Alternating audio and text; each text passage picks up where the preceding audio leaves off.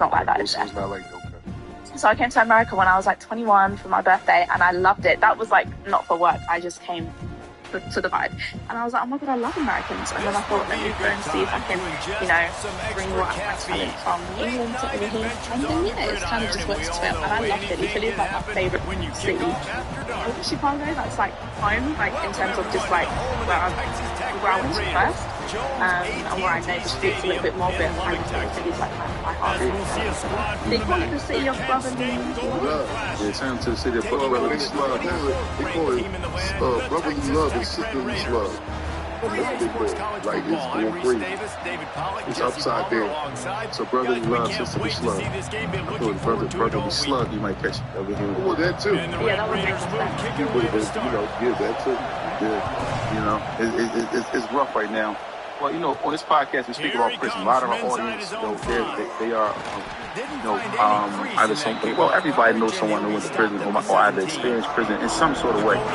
So we talk about, what goes on behind the prison wall, not to glorify it, but ultimately to speak to the audience, and maybe we can help people see from going to prison, because we're not glorifying it at all. And it's good that we got you on the show, and happy that you're here, and we want to allow you to ask us questions.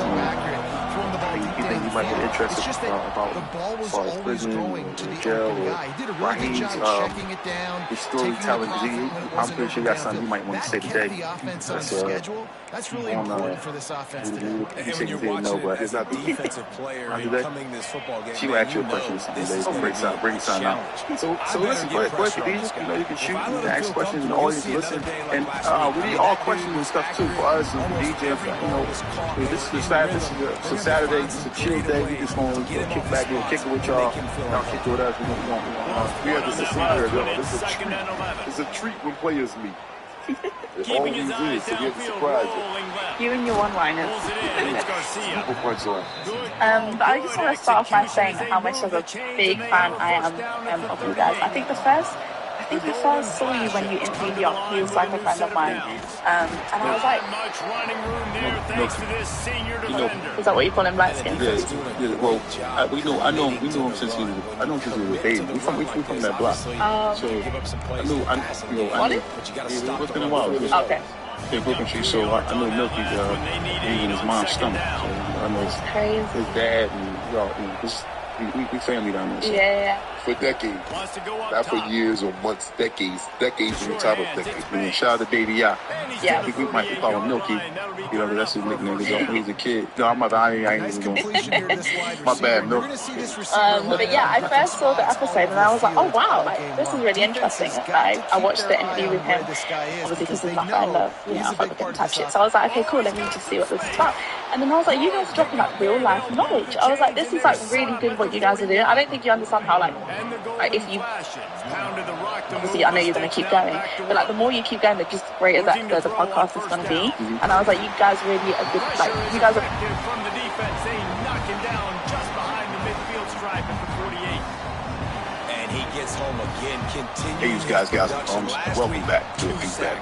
This week, already a sack. Henry Cogwell Jr. was born July 27, 1945, in Chicago, Illinois, to Henry Cogwell Sr., and the only name I could find for his mother is Lady Peaceland. He grew up in the Fuller Park section of Chicago and was given the nickname Mickey as a kid. The gang that would be known as Mickey's Cobras started as the Egyptian Cobras. Like many other Chicago gangs, they started as a social club. Their original symbol was a pyramid with a snake wrapped around it. The Egyptian Cobras were not associated with the Cobra gang in Longville. They were a separate group. Mickey founded the Egyptian Cobras in Fuller Park in 1960. Also in 1960, Charles Atkins, an original member of the Devil's Disciples in Inglewood, left the Disciples and created his own gang called the Double Six King Cobras. It wasn't too long after that the two Cobra gangs joined forces and became the Egyptian King Cobras. By 1962, Mickey was the leader of all 7 gangs or tribes that made up the Egyptian King Cobras. Also in that year, Mickey Cogwell arranged a merger with Bull Harrison and Jeff Fort of the Blackstone Rangers. The Egyptian Cobras were a bigger gang than the Rangers, but the Rangers were more. By then, Mickey was already working with older numbers men in the neighborhood, and he was involved in the policy racket, even though he was only 17. Mickey Kago was smart and had a lot of charisma, and he would become a key addition to the project. Mickey's contribution to the Stone symbolism was the pyramid. Mickey gave up his position as the leader of his own gang and became one of the main 21, the ruling council of the Black Stone Rangers, and he was the third highest ranking member in the gang, behind Bull Harrison and Jeff Ford. The Egyptian Cobras would change their name to the Cobra Stones, and the former King Cobras in Inglewood would change their name to the King Cobra Stones or the Egyptian Cobra Stones. On June 29, 1963, Chicago Police Patrolman John Callahan was driving west on 79th Street. He was about to turn on the Woodlawn Avenue when he saw a pair of young men knock down and take the purse of 52-year-old Henrietta Lee and run off to a car parked at 79th and Green. Officer Callahan got out of his patrol car and gave chase. He caught 17-year-old Mickey and took him to the station. Mrs. Lake was taken to Park Hospital and treated for bruises on her back and ankle. At the station, Mickey gave the names of the two other young men, Luke Nathaniel, 17, and another unidentified 16-year-old. This is the first time the name Henry Kago would appear in the newspapers, but it wouldn't be the last. In 1962, the Robert Taylor homes were open, and Mickey and his family moved in, and he brought the Cobra Stones with him. They converted a lot of young men to the Cobra Stones and controlled a large portion of the projects. So did their rivals, the Devil's Factory. On September 9, 1968, Jerome Pony Soldier Kago, the 19-year-old brother of Mickey, was shot and killed by a disciple in front of Robert Taylor. Jeff Ford organized a supposedly peaceful rally to get State Street between 53rd and 56th renamed after Pony Soldier. On November 30th, the peaceful march became unruly, and the gang members began to smash storefronts and harass people until the police were called. When the police arrived, the situation got worse. The gang argued with the police, and 25 were arrested, including Mickey and Jeff. They were taken to the station and charged with mob action. The charges would eventually be dropped for Mickey. Throughout the election season of 1968, Mickey led a campaign to stop people from voting. The newspaper suggested he was paid by politicians, but Mickey denied the accusation. He claimed that this was the Stones' way of protesting the system by not taking part in it. The Stones by now had become more politically aware, and they were beginning to be noticed by the politicians.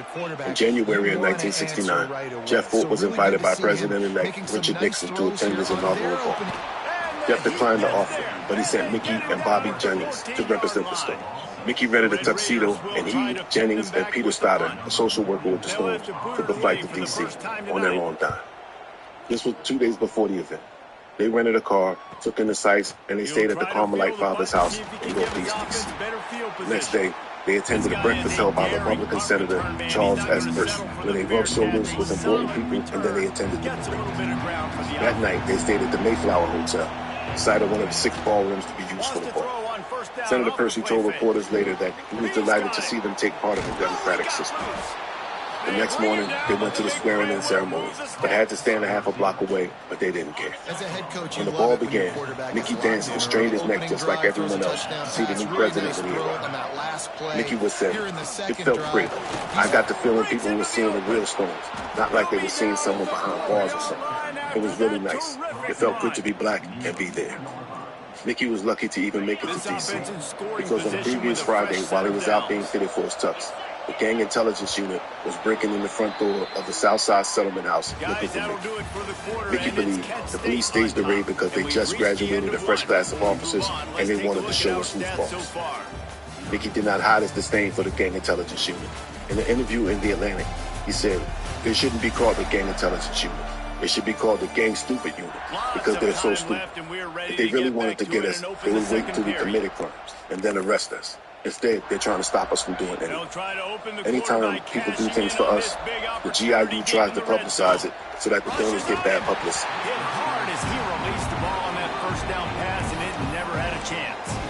Pressure affects quarterbacks, and this guy's one of the best in the nation. I don't care how talented you are, but if you're being hit, you're not going to throw completions.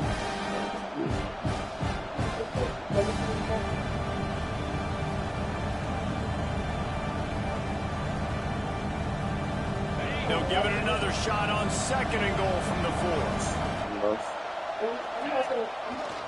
To the ground with the bat. And he'll be stopped for no gain, still sitting at the 3-yard line. And the offense, they don't choose to go downhill, be physical. They try to get on the perimeter. Stay away from some of those defensive linemen, but you can tell DBs, linebackers, not scared. Nice job playing fast, trusting their eyes, and forcing a third down.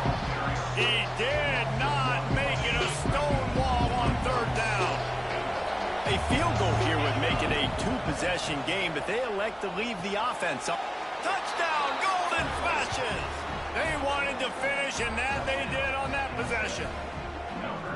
One thing this team has shown early this year, it does not take them long to find their footing. They get off to fast starts. That was critical for them winning their first game, and you've seen it here in this one too. They show up ready to go. There's no sleepwalking. I think you got to give this coaching staff a ton of credit for putting their players in good positions to have success. And the extra point makes it 14-0. Man down on the play as the officials take a break to let him be checked out. Kickoff unit on the field, and this defense will be called on to protect this lead. He'll bring it back from inside his 5. Really disciplined job by the coverage unit to get down there and make the stop at the 19.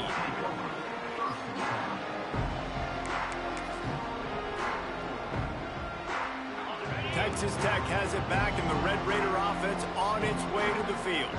This is when the pressure can ramp up a little bit on an offense, David, when they start feeling the heat to answer a score. And I think being down 14, you can kind of feel that way. But, dude, if you put a good drive together, this is a 7-point game. So, Palmer, no need to panic. I was just going to say, David, I mean, this thing can flip quick. You go down, score, all of a sudden your defense gets a stop, or who knows, better yet, gets a turnover. This game is entirely different. And the Red Raiders want to move quickly. Leaves it with the back. Only able to pick up a yard before he stopped, and now it's 4th and 3. They bring the punter onto the field now. He'll go back to work and punt it away for the second time.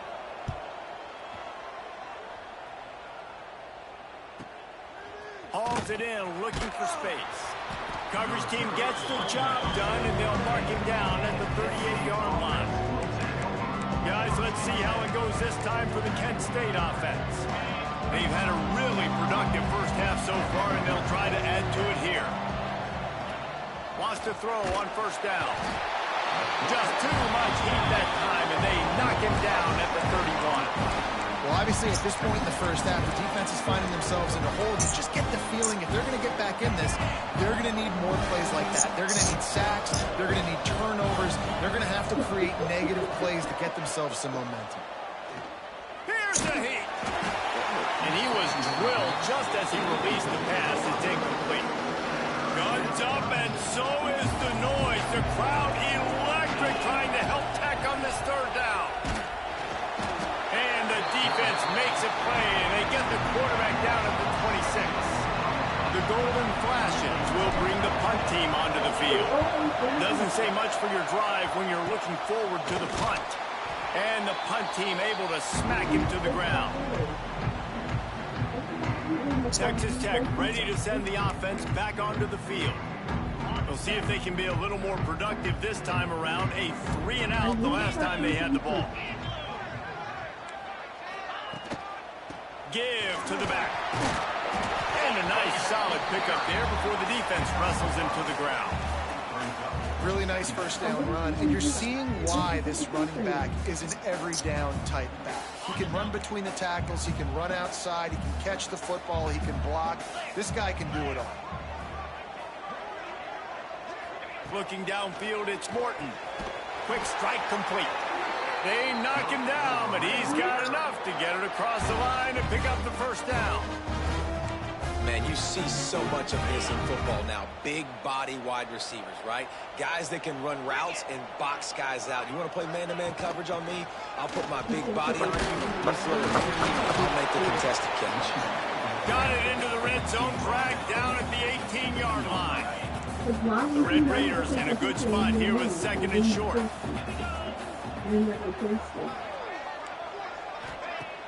Now the play fake. Shoot. Left. And it'll be incomplete. This defense is physical in pass deep. And the Red Raiders are at the line trying to move the sticks on 3rd and short.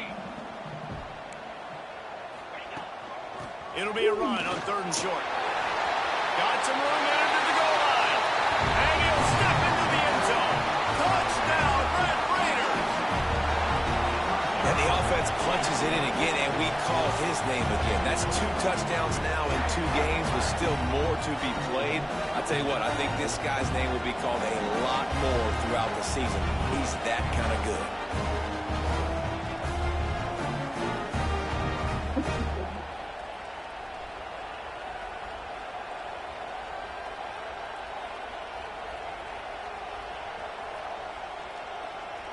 Lining up for the PAT.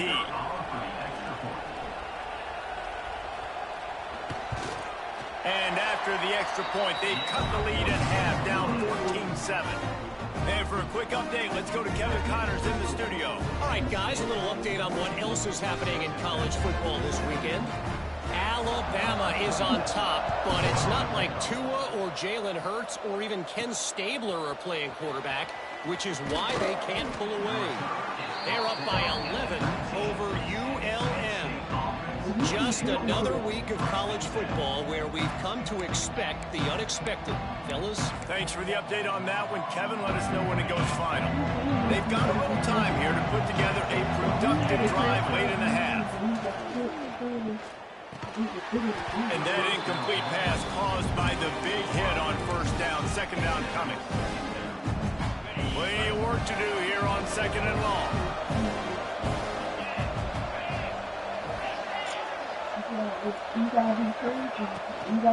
Hand off to the lone back.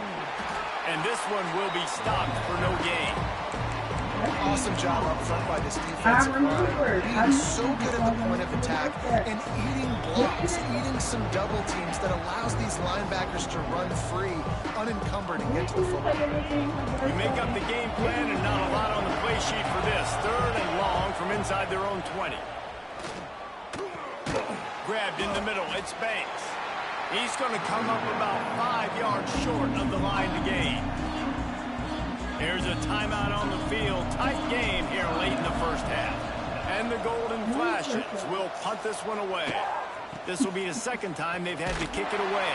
A little pressure on the coverage team there, and they'll stop him at the 47-yard line. Texas Tech has it back, and the Red Raider offense on its way to the field. Good field position to start this drive at their own 47. They stuck the last drive in the end zone. They'll try to follow suit here. Catch in the middle, it's Carter. Inside the 40. Gets it all the way down to the 39-yard line. It'll be a 1st down. New set of downs after the completion.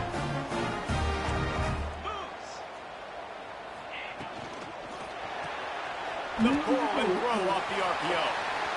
There he goes. And a big hit at the end, but it didn't stop him from getting the 1st down. From the 22 on 1st and 10. He'll pull it on the read. Headed to the end zone.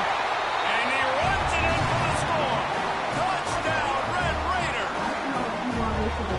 And you see the option being such a pain in the behind of the best programs in college football. You got quarterbacks that have those multiple options. They're making you play very disciplined. And the QB takes it himself, gets in for the score.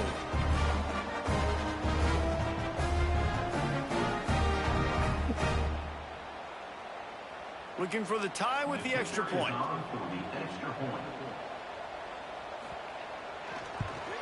And the extra point is good. Quick strike offense on that 3-play scoring drive. And it was capped with an explosive 22-yard run.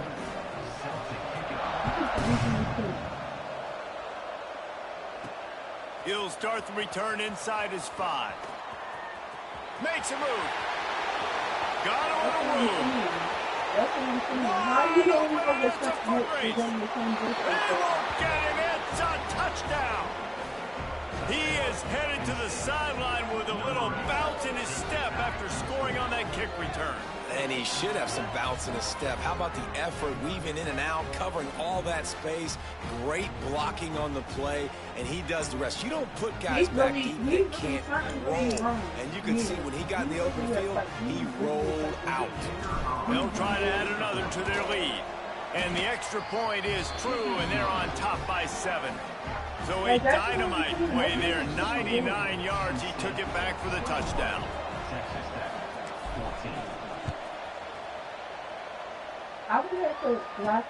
And he takes this from inside the 5. He was hoping for something a little more dynamic, but they get him on the ground at the 20. Texas Tech ready to send the offense back onto the field. Took them a little while to settle into this game, but this offense has it going here in the second quarter, Jesse. Yeah, a little bit of a feeling out process there early, but they seem to have found something. They're going back to the well. They need to keep that up here on this drive, David. Breaks free. The 40. Running inside the 20. And he'll take it to the house. He got loose. Touchdown, Red Raiders. Man, it's frustrating as a defense because you got to stop the run. There's a good chance they're running the football here in this situation. Trying to punch it in the end zone. You're trying to go to the half with a little bit of momentum. This defense just couldn't make the play to get off the field. And he had the extra point to finish the drive. That one's going to get a little star marked beside it on the play sheet. One play, explosive, touchdown just like that. On the move from inside his 5. Nice job by the kickoff team. Everybody stayed in their lanes, and they'll stop him at the 16. Guys, let's see how it goes this time for the Kent State offense. They really didn't move the ball at all the last time they had it, hoping for better fortune this time around. Wasting no time throwing on this drive. Got it in the middle. It's Etheridge. He gets it down to the 30-yard line, and time is running short here in the first half. Well, the defense did a nice job taking everything away down the field, but once the drag route was caught, they just couldn't rally to the ball carrier in time to make a tackle, and as a result, you set it down. Grabbed over the middle. It's Martin. The offense will have to use its first time out of the half. The golden flashes with a second and short to keep this drive moving. Wants to adjust the pattern. To the air on second down. And that's going to fall to the ground incomplete. That was a physical matchup there. Third down coming. I know one of the things this defense really prides themselves on is being physical, and early in this game, putting a big hit on a guy that's already had a couple catches in this game, that's a good omen for the defense. They turn to the passing game on third and short. That'll be enough for a first down as he crosses the 50 and gets it to the 48. What a nice job to get through your progressions and find your man open on the drag. And you can't do that without good protection up front by the offensive line, giving you a little bit of time. And you're right, the QB had time, saw the matchups, finally saw that drag come open, completes the strike, gets the first down. And the golden flashes will snap it on 1st and 10.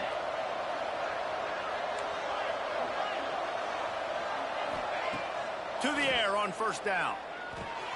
Caught near the sticks. It's Etheridge. They get him down at the 36. It will be a first down. The golden flashes racing to the line in the hurry up. Fires to the middle. That one will be incomplete, and we are down to 10 seconds to go. Time dwindling away as they try to put points on the board right before the half.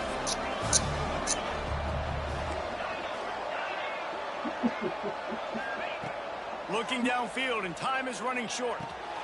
Snagged in the middle. It's Etheridge. He's brought down, but it'll be enough for a first down. The offense calls timeout, and they won't have any more left this half.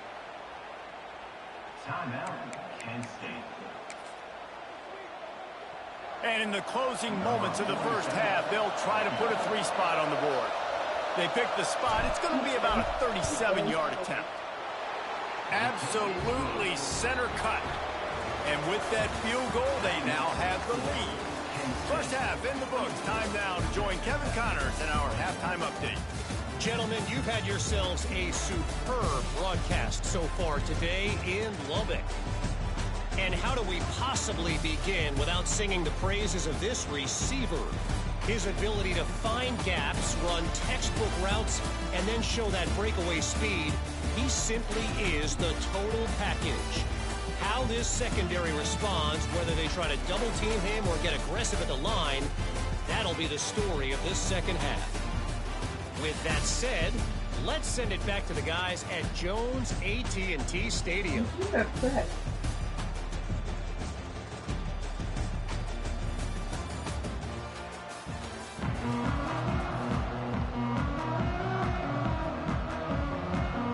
And the Golden Flashes will try to kick this one deep to get things underway in the second half. Here he comes from inside his own 5. Nice job executing all of the assignments as they put a stop to that return at the 22. Texas Tech has it back, and the Red Raider offense on its way to the field. They ought to have some confidence based on that first half performance, but they certainly can't let up. Nothing but green grass down the middle. Past the 30. He just brought some serious energy, making that huge play and getting it all the way down to the 23-yard line.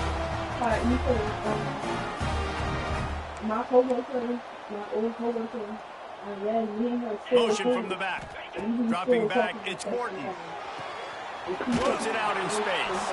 And maybe he'll get back to the line of scrimmage, but no more than that. Working well behind the sticks on second down.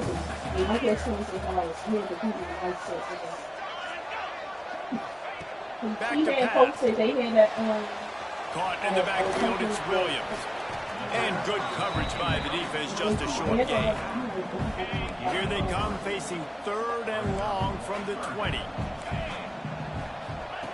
From the gun, wants to pass.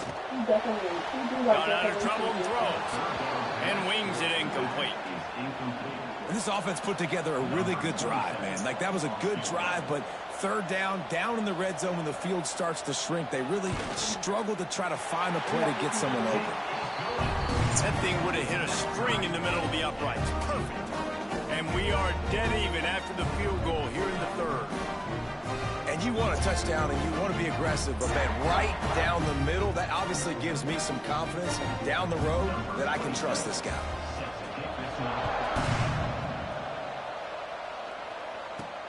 On the run from inside his own 5.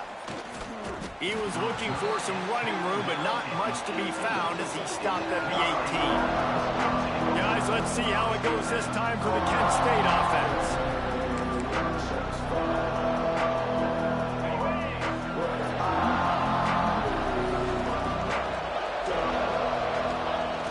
Off the play fake on 1st down. Fires to the wideout. It's gone. A huge play, and they get it all the way to the 45-yard line. Offense getting set for 1st down.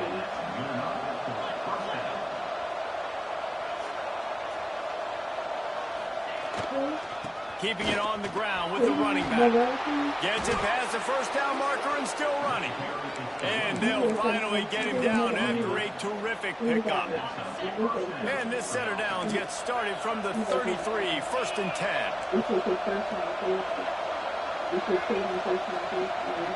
He wants to change this route.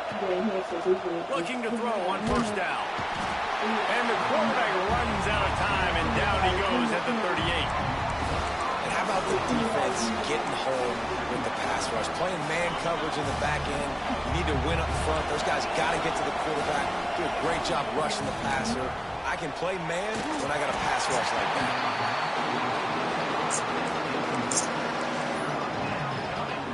The Red Raider crowd rising to the occasion to help its defense on 3rd down. Looking downfield, and he needs a bunch. And a missed opportunity on 3rd down as the defense knocks it free, and 4th down is coming up. No hesitation at all. The offense stays on the field. They'll go for it.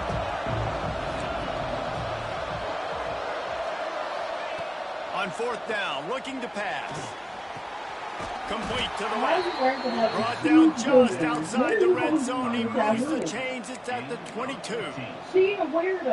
You talk about taking the wind out of a crowd. A 4th down conversion will do that. Yeah, they were jacked up in here, excited. The fans get loud, rush the passer, and how about the conversion? The big 4th down conversion here in the... Touchdown, Kent State! And that one will give them the lead. Aggressive, aggressive, aggressive, man. This offense does not want to waste any time. They try to score quickly. 3 passing touchdowns in this game.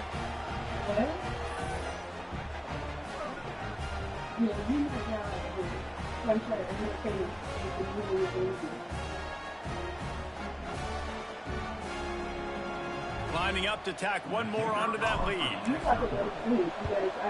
And the extra point is true, and they're on top by 7. And let's check in with Kevin Connors in the studio. Kevin? All right, guys, a little update on what else is happening in college football this weekend. Alabama looks like a legit title contender right now, which they kind of do every year. But, man, this offense is rolling. They're up by 18 over ULM. We promise to keep you posted on what goes down in this exciting college football matchup. And how about that one? Kevin will be keeping an eye on everything going on elsewhere. Dropping back, it's Morton. Oh, he had it right down the middle, and it just squirted right through his fingers, and they miss an opportunity for a nice play on 1st down. Wants to fire on 2nd down. Caught over the middle. It's Hudson. Pick up a 5. It'll be 3rd down and 5. Trying to pick up a 1st down. The corners are walked up tight. In the gun. Looking to throw on 3rd down. Grab near the marker. It's Eakin. Really nice job there to pick up the 1st down and get it to their own 41. The Red Raiders come to the line with a fresh set of downs. Looking downfield on 1st down. Looking down the middle. That's caught. It's Eakin. They're ripping off chunks of yardage. They get it to the 33. And the Red Raiders are flying down the field. Wants to go up top on 1st down. Caught in the backfield. It's Williams. Those screen plays, you really want to sell it, get it to your running back, and get him to the 2nd level. Get him running full head of steam on a safety, on a linebacker. He almost got going, but just got tackled before he could really do any damage. Grab near the sticks. It's Douglas. Excellent job working through the air there, finding a hole in that defense and picking up a 1st down.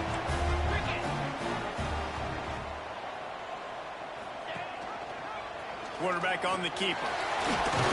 He's brought down at the 7-yard line, and they are threatening to take it in. It'll be 2nd down, and remember, they can pick up a 1st without scoring. Hand off from the shotgun. Couldn't quite nudge it in. Not sure you could get much closer, but it'll be 1st and goal. The Red Raiders had tough field position to start this drive, but they've been relentless in moving the ball methodically down the field. Underheat, and he gets rid of it. I like the decision by the quarterback there. It's only 1st down. It's not there. Throw it away. Live to play another day. Got nothing last time. Now 2nd and goal from the 3. And he'll finish the run in the end zone. Touchdown, Red Raiders. This guy just has a nose for the end zone, and you love his ability to find... Oh, they blocked the extra point. So it's a 77-yard touchdown drive. They're ready to kick it away, and this crowd is buzzing after that last score. He'll bring it back from inside his 5. Not a lot of space to be found. Good hustle by the coverage team, and they stop him at the 21. Guys, let's see how it goes this time for the Kent State offense. They come to the line for the first play of the drive, snapping it from the 21. They'll give it to the back. He is going nowhere. Stop at the line of scrimmage.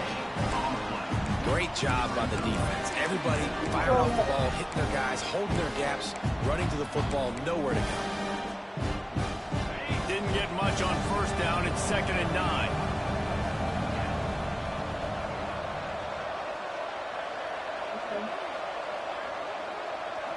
Quarterback making checks. 2nd down, they'll go to the air. Buying some time as he moves left.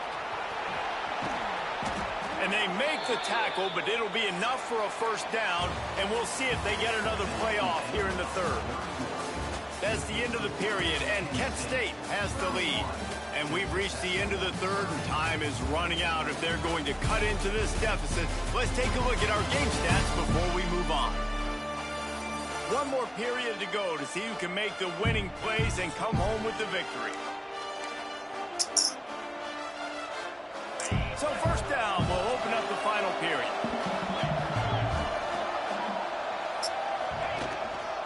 The give to the back. Running to Green. That is just the kind of run you want when you're trying to close out a game. Well, the defense didn't blitz. They didn't have everybody in gaps, and the offensive line took advantage at the point of attack, getting some push, opening up a hole, and the offense ripping off a nice run there.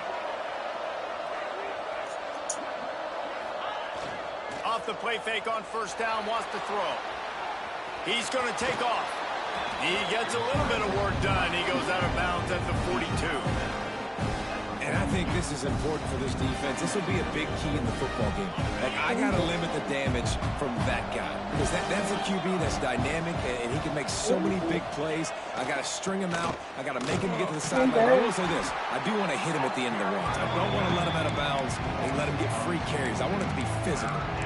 You just need more from your offensive line. 2nd and short like that, you'd love to be able to fire off the ball and pick that up running it, but the defense was able to get penetration. They were able to get a stop, and now you set up 3rd down, and this offensive line is going to have to play a lot better here.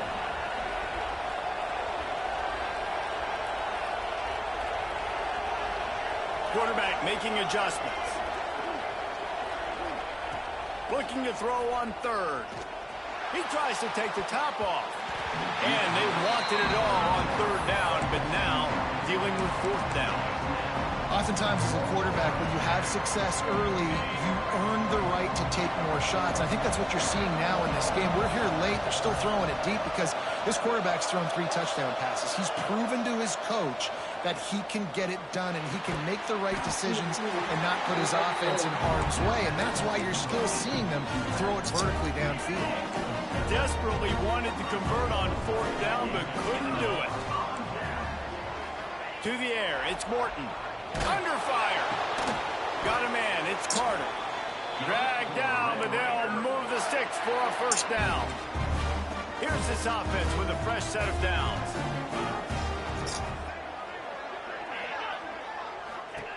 Looking to throw on first down. He'll off one deep down the left side. And that one's incomplete. Worth taking a shot there, but couldn't hook up. They're dealing with a 2nd and long. Grabbed in the backfield. It's Virgil. How about those sweet twinkle toes-like moves as he gets to the 38? What they would give to help their kicker out with a few yards on 3rd down. From here, it would be a 55-yarder. They'll try to run for it. They'll knock him down for a loss of a couple. Well, this guy's been an animal all game long. He's had tons of success running the football. The defense had to do something to stop him. Give the D-line and that front 7 tons of credit for being really physical there, getting the TFL. And that is no good. And after the miss, they're still down by a single. Hey, sometimes I just feel like 4th down, man. Just go for it every time. Like, the field goal miss-make rate. And listen, kickers have improved the last couple of years, but you left some points off the scoreboard there. Off the play fake on first down to throw. Trying to make magic with his feet. The freshman called his own number and kept this drive moving. Quick timeout called by the defense, stopping the clock to save as much time as possible for their offense. The offense lines up at the 40. They've got a first down. They'll run it. They want to take their time here. Timeout called there by the defense, desperate to get the ball back and save as much time as possible. I know you took a loss on first down there trying to run the football, but you've got the lead. You've got to continue to run the football. And this is a big challenge now for your offensive line. Those guys up front, you've got to find a way against a defense that knows you're going to beat. Pressure is effective from the defense. They knock him down just behind the midfield stripe at the 48. Defense uses a timeout quickly, trying to get that ball back and preserve time for their offense. Now a lot of work to do to move the chains, keep this drive alive after that earlier sack. On 3rd and long, you'll have to turn it loose deep. All kinds of room to throw that one in there. And he'll go out of bounds, and this aerial attack just continues to carve this defense into tiny slices. The golden flashes are moving quickly down the field. They'll try the run. They make the stop, give him 3 yards on the carry. Ball's at the 24. Well, this offense thinks that they have enough left in the tank here to run the football and run all the time off the clock. They got the lead late. Didn't get the first down on that last one, but it's not going to surprise anybody if they turn around and hand it off again here. Quick completion on the out. They'll get it down to the 10-yard line on that completion. I think most offenses around the country in a situation like this with the lead late would be trying to run the football, right, or throw it short and try to bleed the clock. But this offense, man, it's... And they get to the quarterback and knock him down back at the 16. If your job is to irritate, to confuse, to hit, to make quarterbacks feel very uncomfortable, this defense is definitely doing their job. 6 sacks, that's the way to make the quarterback feel like he's having a hard day. He's had no response. This offensive line has no response, just a sack party. And he just flat dropped it. I think he wanted to run before he secured it. Looks as if we have an injury on that last play, and we'll take a break to check him out. Guns up, and so is the noise. The crowd electric, trying to help Tech on this 3rd down. Looking to throw, and he needs a bunch. He can't make the catch. He was open on the crossing route. Instead, they're facing a 4th down.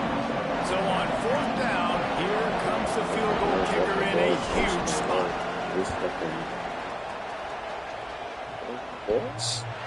And the try is no good. And the lead remains at 1 after the miss. Man, what a missed opportunity for the field goal unit. You got a chance to put this game over the mark where they got to score a touchdown. A field goal's no good late in this football game. Now the tide has turned a little bit. Your defense is going to need to go out there and bail you out. Out to the 32-yard line before he goes out of bounds, and that's the way to give a little start to the drive.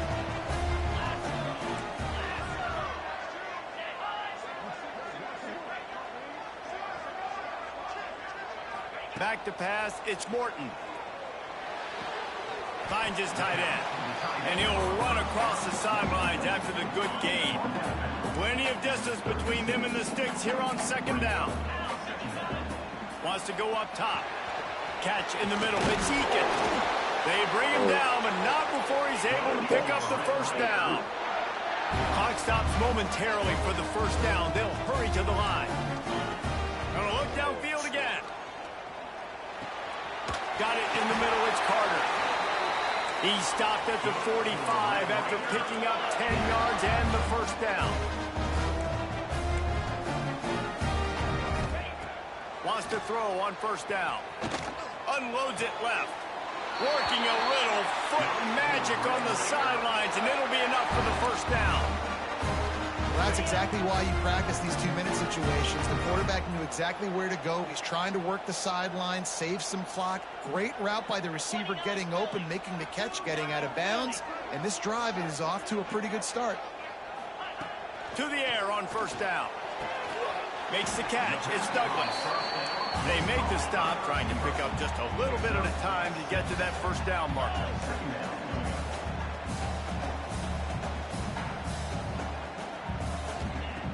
Wants to pass, and he's got to make a play.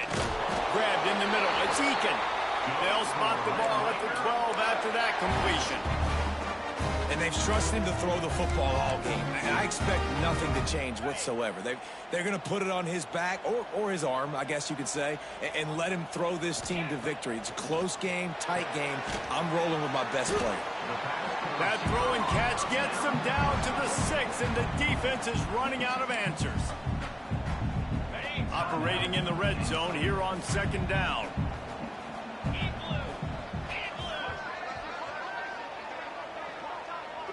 Dropping back, it's Morton.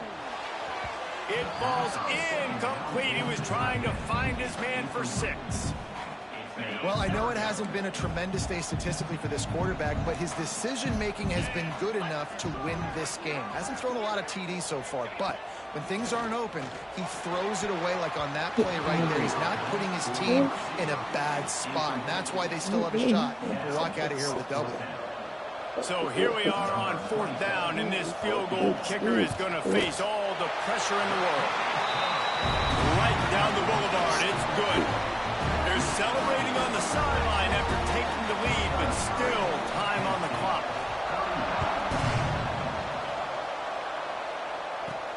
He'll start the return inside his 5. He was looking for more running room, but none to be found as he stopped at the 23. Guys, let's see how it goes this time for the Kent State offense. And if you list the priorities here, Jesse, first thing, get your kicker into his comfort zone. It's a balance here between being conservative and being aggressive. You know that a field goal obviously puts you in a position to win this game, but, David, I don't hate being aggressive here either. No. It's picked off. The Heisman contender turns it over. The defense making a play to put an exclamation point on this one, and that ought to do it. So with the late lead, they're ready to just drain the clock in victory formation. This quarterback happy enough to take a knee and head to the locker room, but the defense still does have a couple of timeouts if they want to use them. Scoreboard operator got a workout in this one. Fun game for us to watch, but they can't come up with a W. Yeah, and it's a team game, right? The offense did their job, and now defense will have to find a way in the future to make better plays, get stops, and stop them scoring so many points, especially when your offense does their job. And we see a lot of games like this in college football when both offenses are just trading blows back and forth, and it just comes down to which defense can get a stop. And unfortunately for the losing team, they just were not able to get it done. Thanks so much for spending some time with us. For David Pollack and Jesse Palmer, I'm Reese Davis, and this has been another presentation of EA Sports College Football.